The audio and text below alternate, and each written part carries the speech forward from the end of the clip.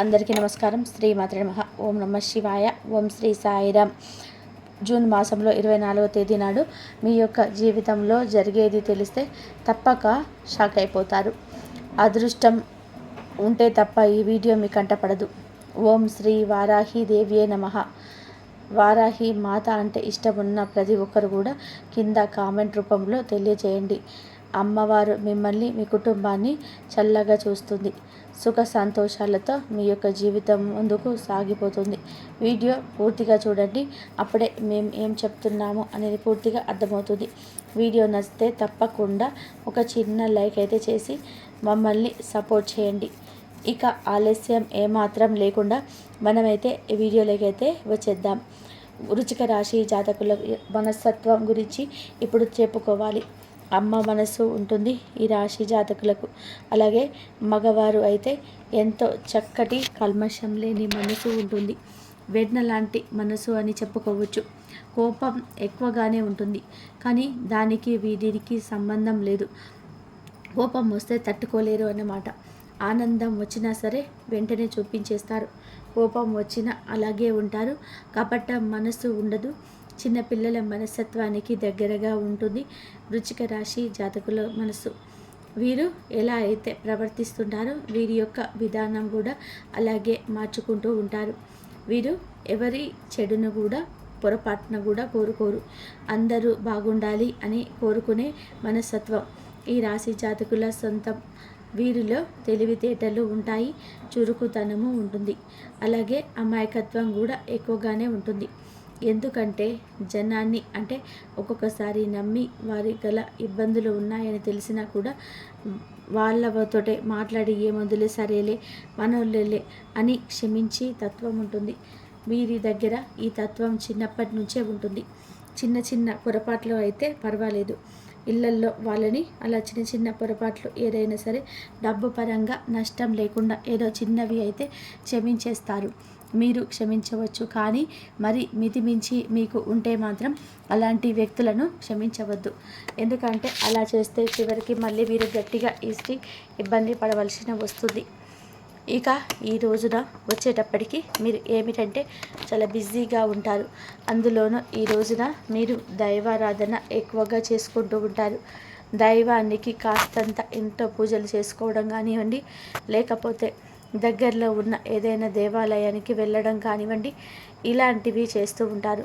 ఇలా మీరు దైవారాధనకు ఈ రోజున ఎక్కువ దగ్గరగా ఉంటే మీ యొక్క సమస్యలను చాలా వరకు కూడా మీకు దూరం చేస్తూ ఉంటుంది. ఎప్పుడైనా సరే దైవానికి దగ్గరగా ఉండడం వలన దుష్ట శక్తులు, శక్తులు, నరదిష్టి ప్రభావము ఇలాంటివన్నీ కూడా మన నుంచి దూరంగా ఉండడానికి అవకాశం ఉంటుంది. ఈ రోజున ఇంట్లో లక్ష్మీనారాయణల పటానికి చక్కగా కాస్తంత గంధము, కుంకుమ రాసి పూలతో అలంకరించి మందార పువ్వులు కానీ, గులాబీ పుష్పాలు కానీ ఇలా చక్కగా సమర్పించి మీ శక్తికి తగినట్టుగా చక్కగా సింపుల్గా పూజ చేసుకోండి. అరటి పండ్లు లేదా చిన్న బెల్లం ముక్క అయినా సరే, ఏ ఫలం ఉన్నా సరే అందుబాటులో నైవేద్యంగా సమర్పించేసి ఆవు నెయ్యితో కానివ్వండి, నువ్వుల నూనెతో కానివ్వండి చక్కగా దీపారాధన చేసుకోండి. ఇలా చేయడం వల్ల మీకు ఆర్థిక పరంగా కలిసి వస్తుంది. అప్పుల సమస్యలు తీరిపోతాయి. ఎవరైనా సరే మిమ్మల్ని ఇబ్బంది పెట్టాలని చూసినా సరే, ఏ చెడు శక్తులైనా సరే, మనుషుల రూపంలోనైనా గ్రహాల రూపంలోనైనా సరే ఎలాంటి చెడు అనేది మీ దగ్గరికి రాకుండా ఈ దీపారాధన మీకు చేసేటువంటి ఆ దీపారాధనని మీకు రక్షణ కవచంలాగా ఉంటుంది. కాబట్టి తప్పకుండా మీకు శక్తికి అంటే మీకు అవకాశం ఉన్నప్పుడు కొన్ని ప్రత్యేకమైన తేదీలోనైనా సరే ఇంట్లో దీపారాధన చేసుకోవడం, కాస్త దేవాలయం కంటే కూడాను మీరు ఇంట్లో చేసుకున్న దేవాలయం దగ్గరలో లేకపోతే ఇంట్లో చేసుకున్నా సరే శివాలయానికి వెళ్ళి రావడం, కాస్త ఇంట్లో శుక్రవార దీపారాధన చేసుకోవడం, శనివారం రోజు వెంకటేశ్వర స్వామి గుడికి వెళ్ళి, మంగళవారం నాడు ఆంజనేయ స్వామి గుడికి వెళ్ళి ఇలా చేస్తూ ఉండండి. ఇది మీకు అలవాటుగా మారిపోతుంది. ప్రతిరోజు మనం ఎక్కడికి వెళ్తాం అని చెప్పేసి అనుకుంటూ అనిపిస్తుంది, కానీ వెళ్తూ ఉండండి. మీకు అసలు ఆనందం అనేది, సంతోషం అనేది, జీవితపరంగా కూడా మార్పులు. అప్పటిదాకా కూడా మనశ్శాంతి లేకుండా ఏదో కోల్పోయిన బాధలు ఉన్నవారు కూడా కాస్త అంత ఆనందాన్ని అయితే మారడం జరుగుతుంది. ప్రశాంతంగా ఉంటారు. మాకు మా దైవం తోడుగా ఉన్నాడు. ఇలాంటివి ఆ ధైర్యం అనేది మార్పులు చేర్పులు మీరే గమనిస్తారు. ఈ రోజున చేతి నిండా పని పుష్కలంగా ఉంటుంది. మీ కష్టానికి తగ్గ ప్రతిఫలం అయితే చూడగలుగుతారు. అలాగే జీవిత పరంగా కూడా ఎన్నో కష్టాలను అనుభవించారు. ఇప్పటికీ ఈరోజు కూడాను వీరికి మనశ్శాంతి అనేది లేదు. కష్టం తప్పడం లేదు.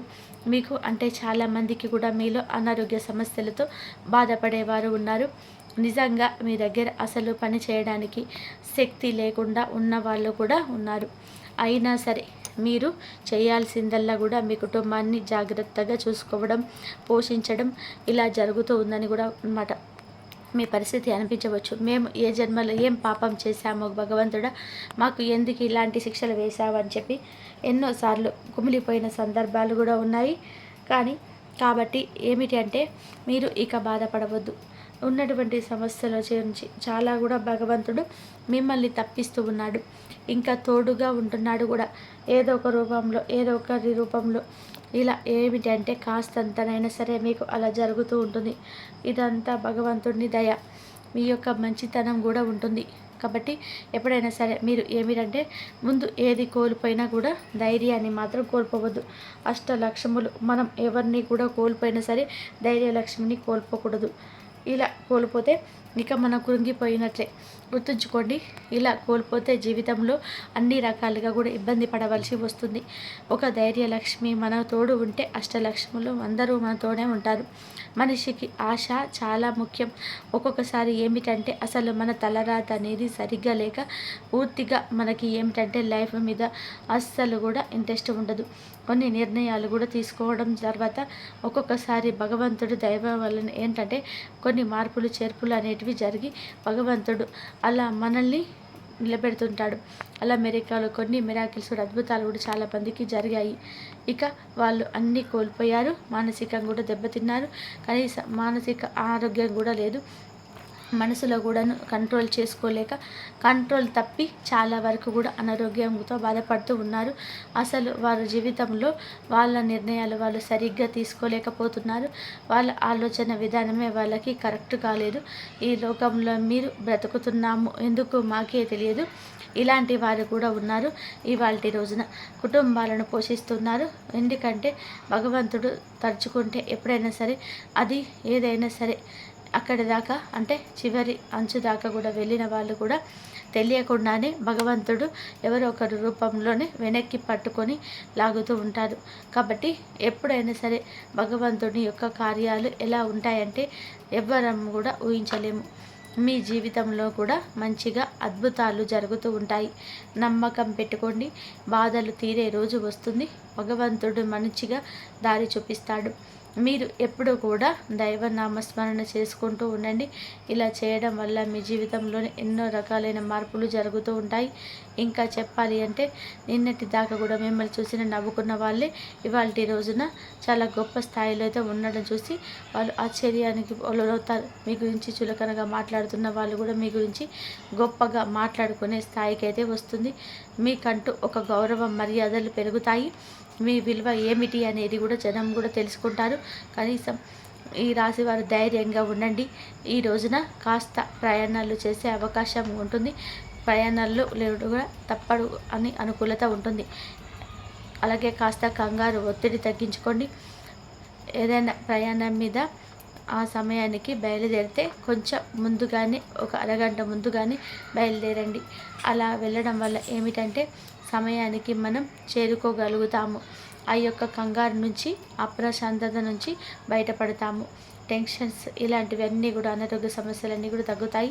ప్రయాణాల్లో నిదానం ఉండాలి. జాగ్రత్తగా ఏదైనా ఎదుటివారు ఎలా ఉండాలో తెలియదు కాబట్టి ఫోన్లలో మాట్లాడకుండా ఉండాలి. సీట్ బెల్ట్ పెట్టుకోవాలి, హెల్మెట్ పెట్టుకోవాలి. బండి మీద వెళ్ళే వాళ్ళైతే కొంచెం జాగ్రత్తలు తప్పనిసరిగా తీసుకోవాలి. మీరు ఏమిటి అంటే ఏదైనా సరే పెండింగ్లో ఉన్నటువంటి పనులు కూడా పూర్తిగా చేసుకునే అవకాశం ఉంటుంది. కుటుంబ సభ్యులతో కాస్త సంతోషంగా గడుపుతారు. ఇంట్లో ఇష్టమైన ఆహారాన్ని తిని సంతృప్తి పడే అవకాశం అయితే ఉంటుంది. ఇంట్లో కుటుంబంతో, పిల్లలతో కానివ్వండి, భాగస్వామితో కానివ్వండి మాట్లాడండి. ప్రేమగా సంతోషంగా మీరు పంచుకోండి. అలాగే మీ బాధలు కష్టాలు ఏమైనా ఉంటే కానీ దైవానికి మీ కుటుంబ సమస్యలు కూడా చెప్పుకొని బయట వాళ్ళని ఎవరిని కూడా నమ్మి ఏమీ కూడాను చెప్పవద్దు. బయట వాళ్ళకి ఏది చెప్పుకున్నా కూడా వేస్టేనండి. ఎవరు కూడా మన బాధని కనీసం వినారని కూడా మనం అనుకుంటాము, కానీ నిజానికి వారు వినరు, పట్టించుకోరు. కనీసం ఏదంటే ఏం చెప్పామో కూడా వాళ్ళకి గుర్తు కూడా ఉండదు. ఎప్పుడు అయినా సరే ఎక్కడైనా సరే ఎవరికి కూడా ఏది చెప్పరు. మీ బాధలు ఏమైనా సరే దైవానికి చెప్పుకోండి, కుటుంబ సభ్యులతో పంచుకోండి. ఇలా చేయడం వల్ల మీ సమస్యలకు పరిష్కారం అయితే లభిస్తుంది. అంతేకాని ధ్యానం దగ్గర కూడా కూర్చొని శక్తి పోయినట్టుగా ఇలా చెప్పుకోవడం వల్ల కూడా మీకు నీరసం తప్ప ఏమీ మిగలదు. అన్న మాట చాలా వరకు కూడా నిలబెట్టుకునే ప్రయత్నం అయితే ఎక్కువగా చేస్తూ ఉంటారు. ఈ రోజున జనం దగ్గర శక్తి పోయినట్టుగా జరగవచ్చు. నీరసం తప్ప ఏమీ మిగలదు. అలాగే ఉద్యోగాల కోసం కొంతమంది ఎదురు చూస్తూ ఉంటారు.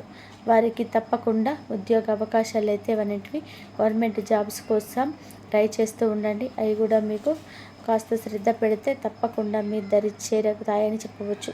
పట్టుదల ట్రై చేయడం మాత్రమే వీలవద్దు. పనిలో ఇంకాస్త మెలకువలు తెలుసుకొని నలుగురి కన్నా గొప్ప స్థాయికి వెళ్తారు. గవర్నమెంట్ ఉద్యోగ అవకాశాలను మాత్రం టాలెంట్ని బట్టి ఖచ్చితంగా కూడా వివాహం కాని వారు కూడా ఎవరైతే ఉన్నారో కొంతమంది వివాహం కోసం ఎదురు చూస్తూ ఉంటారు.